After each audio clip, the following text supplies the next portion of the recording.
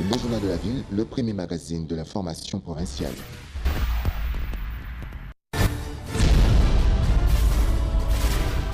Tout de suite, le journal.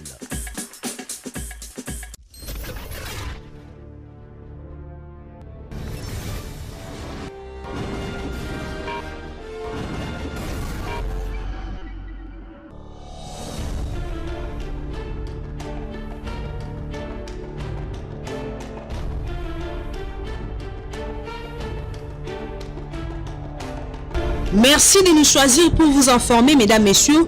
Bienvenue à cette nouvelle session d'information du Journal de la Ville, dont voici l'essentiel à retenir. Marche du 26 octobre 2018, l'opposition congolaise est attendue ce mercredi 24 octobre à l'hôtel de ville de Kinshasa par le gouverneur André Kimbuta pour une séance de travail à son cabinet. À 48 heures, l'autorité urbaine veut prendre langue avec les organisateurs de cette manifestation qui vise le rejet de la machine à voter et le nettoyage du fichier électoral avec l'éradication des électeurs sans empreinte digitale. Le Premier ministre Bruno Tshibala a présenté devant les élus du peuple ce mardi 23 octobre 2018 le projet de loi de finances pour l'exercice 2019.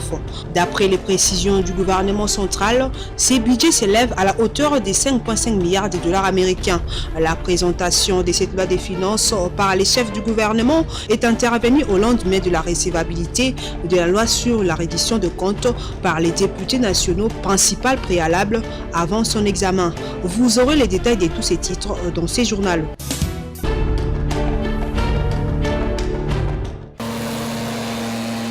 Les séparateurs et bordures de l'avenue des Huileries ont été repeints ce mardi 23 octobre par la régie d'assainissement de Kinshasa, Raskin en sigle, à travers sa direction technique. Ceci entre dans le cadre du programme du gouvernement provincial pour l'embellissement des artères et sa prise en charge. Yannick Kimbuta, directeur technique de la Raskin, soutient que l'assainissement veut aussi dire embellir. Il invite les conducteurs au respect du code de la route et à la population de ne pas monter dessus. Na misala ya Raskin to embellir yango to tiango mwa langi po epesa kitoko epesa esengo pe langi ndenge batie bo séparateur ezaka kapona kitoko te mais po esel ça peut ba usager ya nzela ba véhicule ba ko distinguer chaussée pe balanda code de la route malam. Donc eza pendant na cadre ba activité ya Raskin au travers direction technique na yango tozo kamba de tobito lancer embellissement ya ba chaussée ya ville mobimba. Message na ba chauffeur balanda nzela séparateur malamu ba tout à te langue ko ça bango ba ko distinguer nzela ba c'est la code de la route malamu pe ba usager surtout ba na quartier ba respecter bande passante ba matalikolo na ngote ko nyata na Tanzambi auto ko sala eza pona ville na biso eza pona biso moko. L'équipe de la direction technique est plus que motivée pour cette nouvelle tâche. Directeur au Bapesibiso ya assainissement. Donc ça vraiment un esprit à création. Donc la création na ende salike abenda pebiso tozana moi mayele royeba musala wana ndo monike moi changement zo mona na Huileries. Débuté depuis 6 heures du matin, le travail a consisté à désabler à l'aide d'un souffleur, puis repeindre les bordures et séparateurs en rouge et blanc.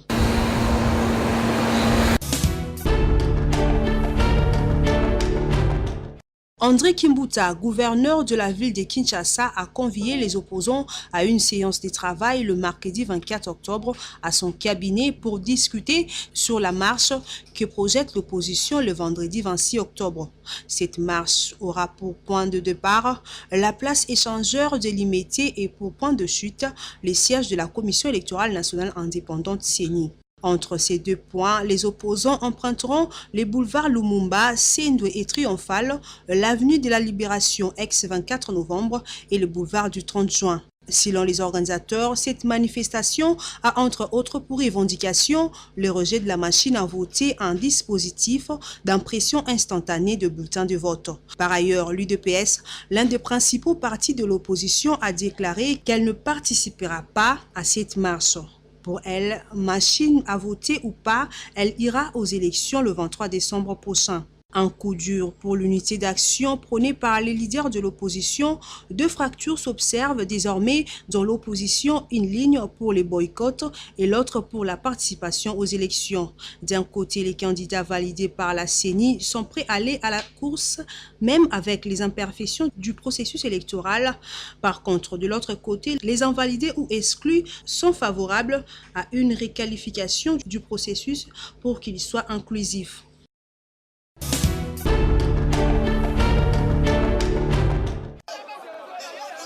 Ira ou n'ira pas aux élections du 23 décembre avec la machine à voter, la position de l'Union pour la démocratie et le progrès social fait polémique dans l'opinion après les récentes déclarations de cadres de cette famille politique qui affirment aller au prochain scrutin avec ou sans la machine à voter. À en croire les ténors de la fille aînée de l'opposition, l'UDPS est prête à affronter ces élections, même avec cet outil, puisque selon elle, cette machine constitue un piège et un prétexte pour échapper au processus électoral en cours. Dans cette même optique, les responsables de ce parti politique précisent qu'il n'est pas question d'envisager un quelconque boycott de ces élections qui doivent se tenir à la date prévue.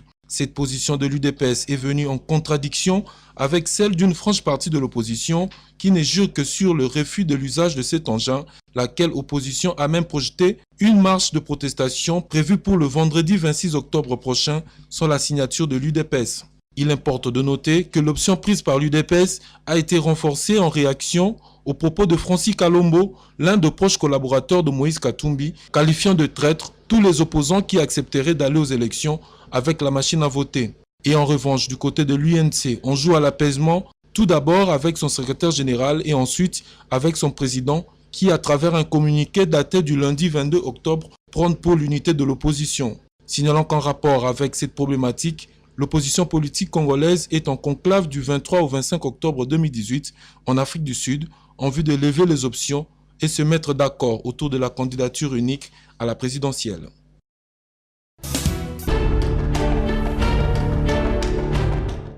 Dans une émission enregistrée dans une radio émettant à Kinshasa, le ministre du Développement rural Justin Bitakwira, cadre du Front commun pour le Congo FCC, a annoncé que sa plateforme électorale attend voir les stades Tata Raphaël être envahis par des Congolais le samedi 27 octobre prochain lors de son meeting au cours duquel il présentera le candidat à la magistrature suprême Emmanuel Ramazani Shadari. Selon ces cadres du FCC, entre 100 000 et 200 000 personnes sont attendues à ces rassemblements.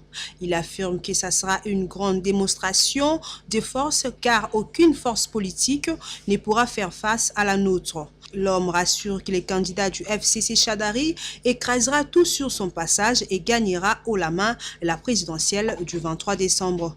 Bien avant samedi 27 octobre, l'opposition congolaise organise elle aussi une marche le 26 du même mois pour dire non à la machine à voter et de son côté, le gouverneur André Kimbuta lancera la sortie officielle de sa plateforme politique dénommée Dynamique André Kimbuta DAC en sigle le 25 octobre prochain.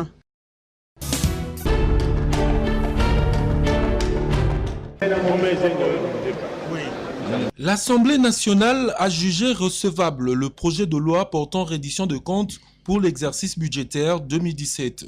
Et comme de coutume, c'est le ministre de Finances, Henri-Yves Moulang, qui a présenté l'économie générale du rapport d'exécution de la loi de finances de l'année précédente au cours de cette séance plénière devant la représentation nationale. Dans son exposé, Henri-Yves Moulang a retracé les réalisations en recettes et l'exécution en dépenses effectuées par le gouvernement national durant l'année 2017.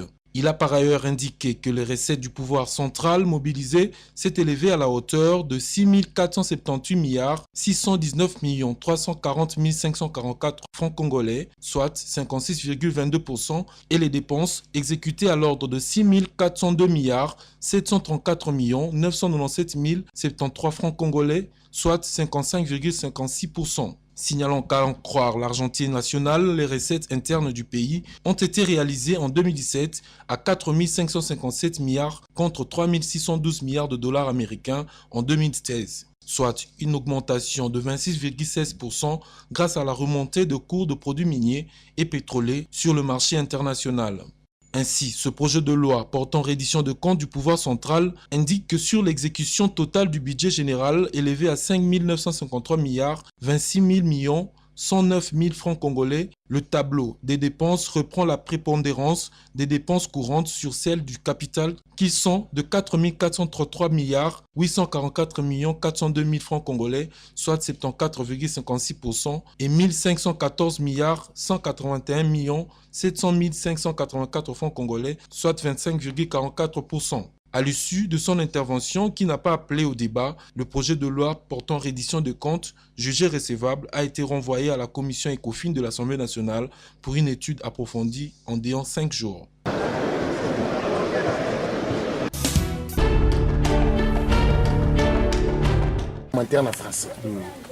Embo Marc Likibi est chef coutumier du village Kimpoko du groupement Ngouma dans la commune de Lantiele. Ces chefs, véritablement investis par les autorités coutumières, dénoncent les désordres qui pourraient s'installer dans son village en ce qui concerne la vente et achat de terrain et demandent à tous ceux qui s'annoncent comme fermiers de venir présenter leurs documents pour plus de l'ordre.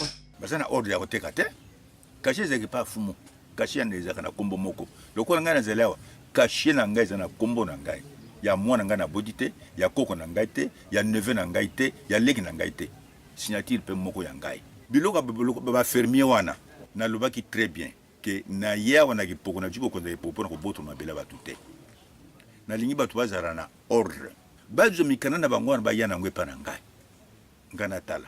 Poursuivant dans cette lancée, Emboli Kibi a également parlé des projets à venir de son village qui est entre autres la construction d'une grande école et d'un hôpital. Au moins, la classe était pour pour l'école les agiter.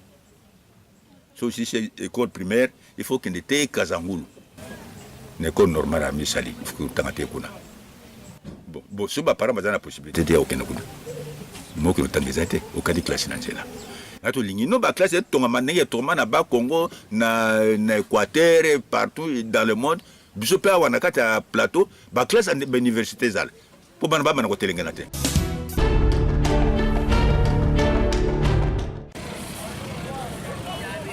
Le Salongo est une opération d'assainissement installée par les autorités de tutelle et qui consiste à faire le nettoyage sur les avenues, dans les parcelles, marchés et grandes routes, ainsi que le curage des caniveaux. En ce qui concerne les marchés de Kinshasa, cette opération s'effectue chaque samedi les avant-midi de 6h à 10h. Cependant, certains vendeurs se plaignent du comportement de certains éléments de la police qui perçoivent de l'argent en lieu et place du travail. Interrogé à ce sujet, le colonel Justin Mossei du commissariat urbain de Lancelé donne des éclaircissements. Les salons, c'est le nettoyage. Les mamans, ils vendent dans un marché et les samedis, ils doivent nettoyer les marchés là où ils vendent. Donc les policiers ils viennent là juste pour superviser, pour que la situation ne dégénère pas, pour que ça se passe dans le calme. Les policiers n'ont jamais été autorisés de percevoir 200 francs, 500 francs, ce n'est pas prévu. On en a parlé ici. Ça, ce n'est pas des valeurs positives. Ça, c'est des valeurs négatives. Ça, c'est un comportement négatif. Et dorénavant, on doit prendre des dispositions un peu particulières par rapport à ce genre de comportement. Et les policiers, pour sécuriser les salons, le policier ne peut pas être isolé seul pour demander l'argent. Il est avec son commandant. Il y a une section de policiers pour superviser si les salons se passent bien. C'est pour cela que le policier est là. Le policier n'est pas là pour percevoir de l'argent. L'objectif principal de cette opération étant d'assainir la ville-province de Kinshasa, il est du devoir des policiers de superviser et de la population d'exécuter cette mesure tout en se conformant à la loi.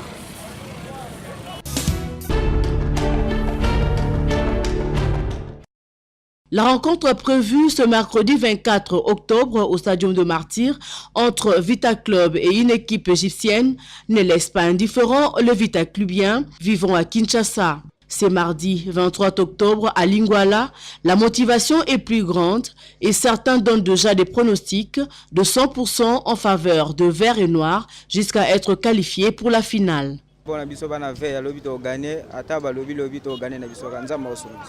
attaque avec les bien on peut ça 100% de chance dans l'équipe Nanga Mboka. Score est pour Nanga 2 buts à 0. Biter Nanuel Besoto Zalane, c'est Makous Mundele. Jean-Marc Makous. Donc, on peut s'appeler chance na ba Ngonda pe na ba monter na ya Chaka. Na ba donc équipe et la victoire équipe Mbato ebi ke ba jouer na besoin surtout ba za Biter ba Rocha. Équipe qui est Besoto beta finale. Un conseil est donné aux supporters de Vita Club de ne pas proférer des injures, mais de rester unis pour obtenir la coupe. On a stade to finga te to imba to soutenir équipe tina suka victoire ezala biso c'est ça bien pour na biso pour na mboko. Ba Kongo boza sima na biso coach Benge to lingyo mingi. Beti cette équipe ndenge to lingara to koya to koyemba mais to la posa qualification et là on peut ça merci Natango fort merci l'équipe Mobimba waza sima na waza soutenir l'équipe. Merci. Un appel est lancé à assister nombreux au match prévu ce 24 à 17h. Toujours 5 ans avec club Nyoso, lobby na 17h juste, tout dans le stade de Martyr. Pour dire qu'on comme cette équipe na biso avec club, tout motivé bango au début jusqu'à la fin. Je crois que Nenge Yemoko, le général a mis ses Kumbadi tango fort à l'Obaka, tout l'embate. Tous toujours derrière l'équipe na biso là avec club. Soutenir bango la qualification et victoire lobby pour notre bêta finale. Dans le point de vente des accessoires de vert et noir, il y a engouement pour l'achat des t-shirts, bracelets et autres.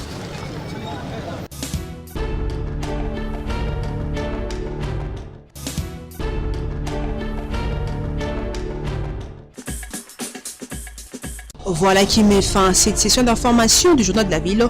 Merci de l'attention soutenue.